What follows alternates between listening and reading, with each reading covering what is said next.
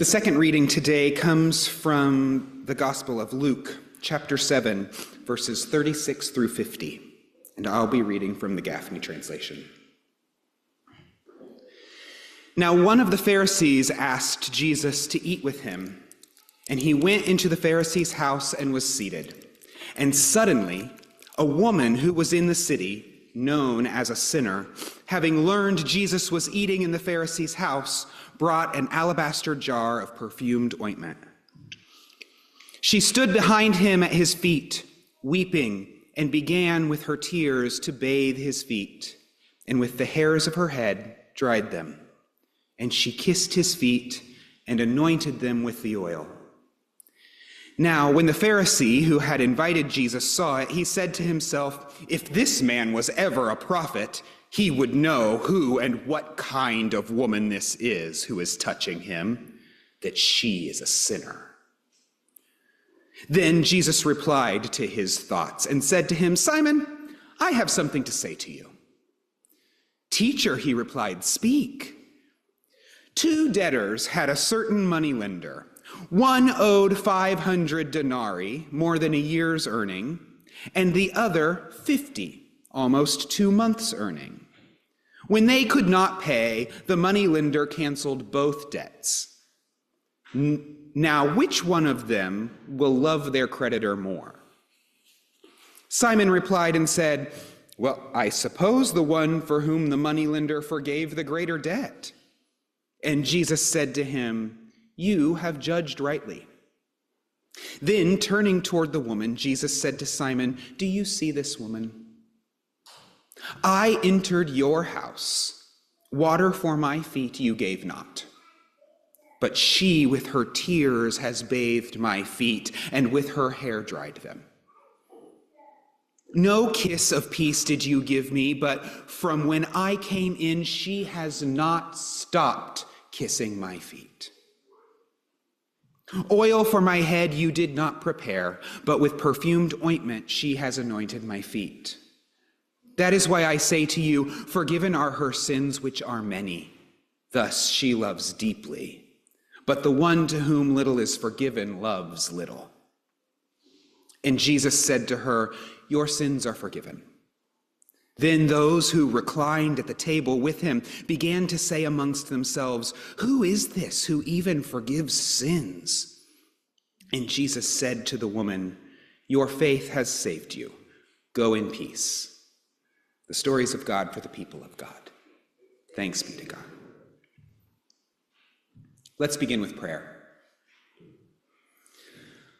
Holy Wisdom, through your word we are reminded of where you have been in the stories of our past so that we can see where you are now in the stories of our present. Prepare our eyes to see, our ears to hear, and our lips to speak the word as you are still speaking. And may the words of my mouth and the meditations of all of our hearts be acceptable in your sight, our rock and our redeemer. Amen. Elizabeth of Thuringia was born on July 7th, 1207. To King Andrew II of Hungary and Gertrude of Marania. She was 14 in 1221 when she married Louis IV, Landgrave of Thuringia. History recounts their relationship as happy, loving even. A few years after they were married, Elizabeth became a devout follower of Francis of Assisi. And she began to live the Franciscan principles of charity and hospitality, which was supported by Louis.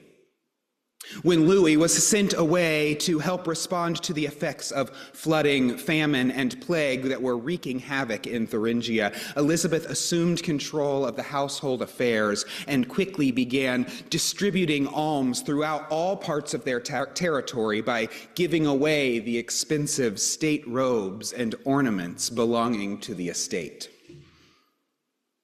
It was in this period that legend tells us that her family became exasperated with her giving away the family wealth to the poor. The Franciscan Book of Prayer from 1332 recounts a tale of Elizabeth smuggling meat, eggs, and bread from the family dining table down to the village to distribute them to the poor of the village. Halfway down, the legend says, she unexpectedly met her husband, who asks, upon seeing her bulk, what she is carrying.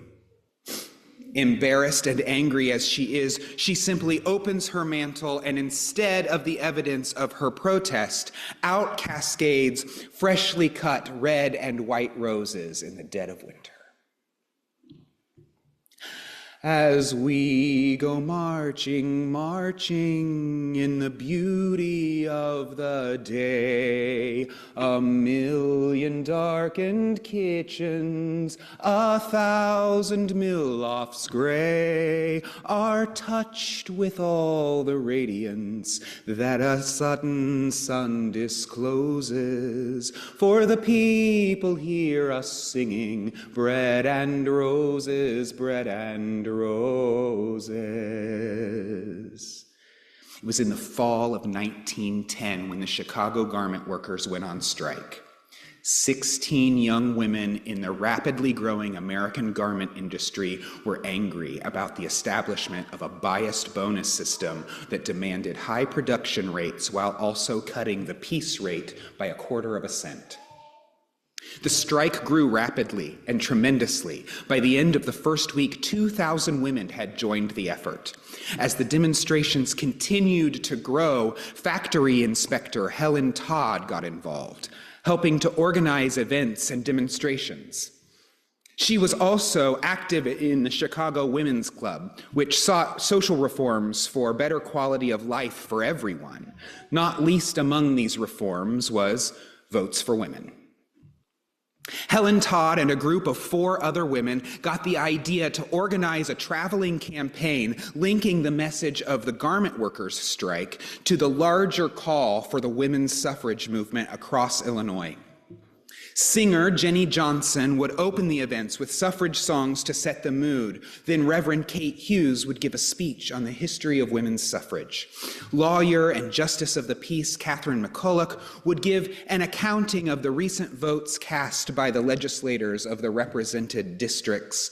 Then physician and surgeon Dr. Anna Blunt discussed the issue of taxation without representation as it applied to women in the workforce. And then Helen Todd, representing the working woman, rose to call for laws regulating wages, working conditions, and long hours.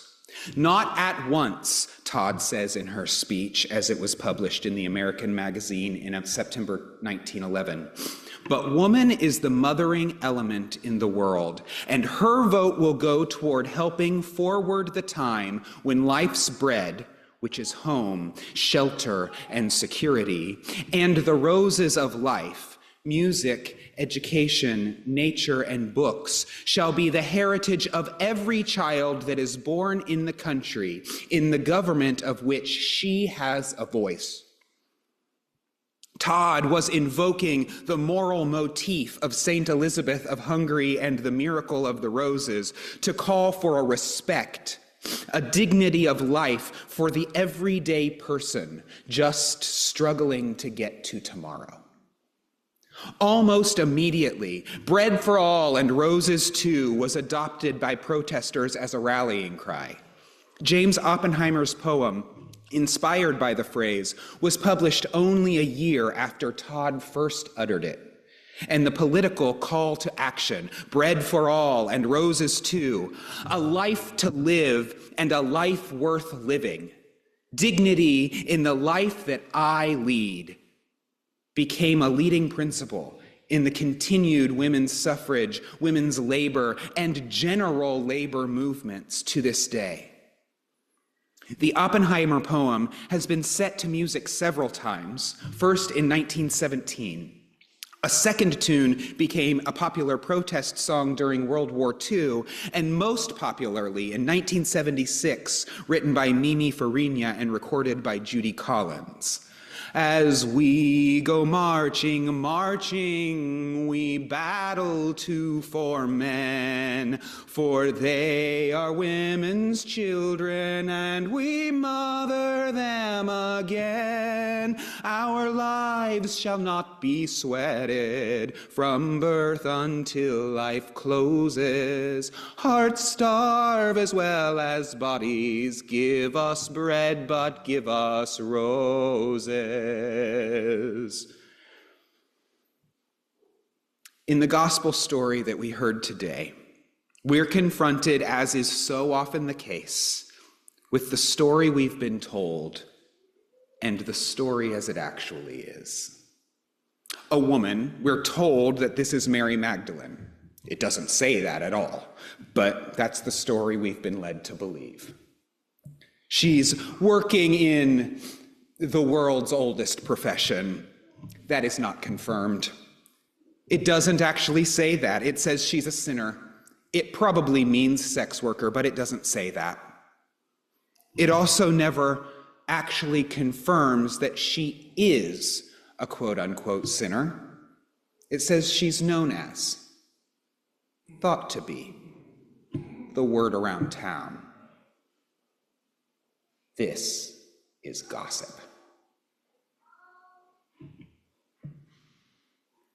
A life of Jesus is this amazing poetic paraphrase and expanding of the gospel story, sort of in the style of the Jewish Midrash by Japanese novelist Shusaki Indo.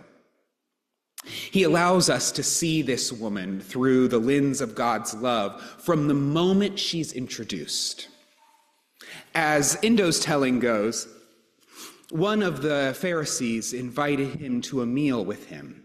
He entered the home of the Pharisee and reclined on the couch, and without warning, a woman who was a scandal in town, a harlot, came in. After making sure that he was at table in the home of the Pharisee, she brought with her an alabaster flask of perfume, took her stand behind him at his feet, and wept. Yielding to an impulse, she rained her tears on his feet and wiped them with her hair.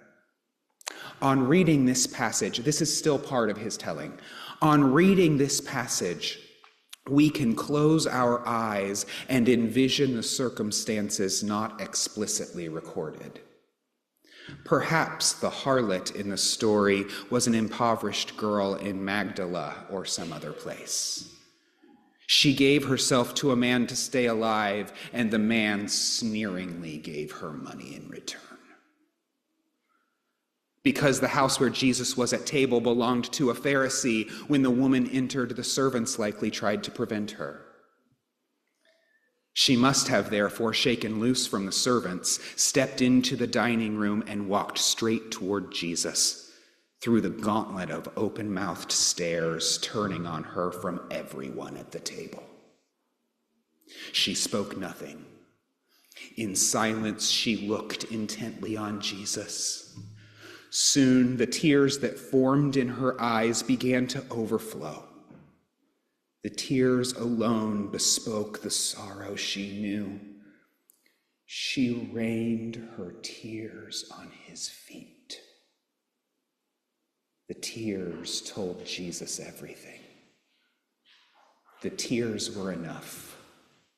God rejoiced to welcome her. Your tears are enough. Don't weep anymore. Jesus responded with gentleness. The words he quietly spoke are among the most beautiful in all the Bible. Her sins, which are many, are forgiven, for she loved much.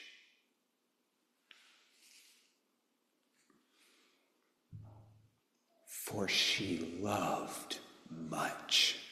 But those who have little to forgive, well.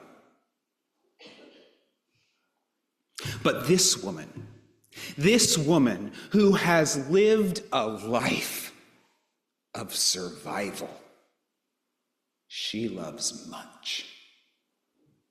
And she deserves the dignity of a life worth living, the respect of being seen, acknowledged, and God rejoiced to welcome her. As we go marching, marching, unnumbered women dead, go crying through our singing their ancient call for bread. Small art and love and beauty their drudging spirits knew.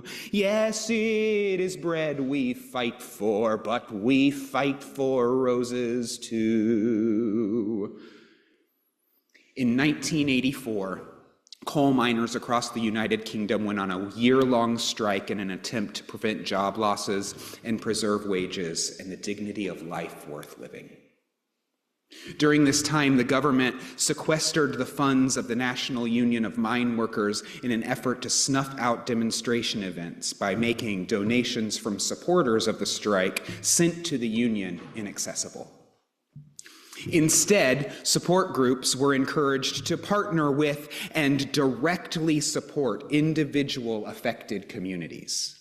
As demonstrations and public labor protests began to increase, queer rights activist Mark Ashton noticed that the police had suddenly stopped harassing the queer community because they were harassing the miners instead. In response to the shared call for respect and dignity to live a fulfilling life, Ashton and other members of the queer activist community began to solicit donations to the miners at London Pride, at gay bookstores and bars. 3 months into the strike, Lesbians and Gays Support the Miners was established and took their support directly to the Swansea Valley miners. The money raised helped to transport miners and their families to speeches and other campaigns and demonstrations, and it directly supported the families of the miners so that they could continue to survive while they fought for their right to live. Ultimately, the miners' strike did not achieve its stated goal. However, the alliances formed between the LGBTQIA+ community and British labor groups proved to be significant for support for queer rights in the UK. It was in direct response to the show of solidarity, the call for respect, for the dignity of life, for the everyday person just struggling to get to tomorrow, that the British Labour Party committed itself to supporting LGBTQIA+ rights initiatives due to block voting support from the National Union of Mine Workers. And to this day, the mine workers take up a conspicuous presence at London Pride celebrations. As we go marching, marching, we bring the greater days. For a rising of the women means a rising of the race. No more the drudge and idler, tender toil where one reposes, but the sharing of life's glories, bread and roses, bread and roses. In the early morning hours of June 28, 1969, a group of drag queens and transgender women refused to be sneered at, looked down upon, denied the respect of being seen and the dignity of a life worth living. These women, known as sinners, thought to be the word around town, were the first to resist the indignity of being assaulted and arrested for the crime of merely existing, which led to the 6-day-long standoff that would later be known as the Stonewall Riots, which marks the beginning of the modern-day campaign for equity and inclusion of the LGBTQIA+ community.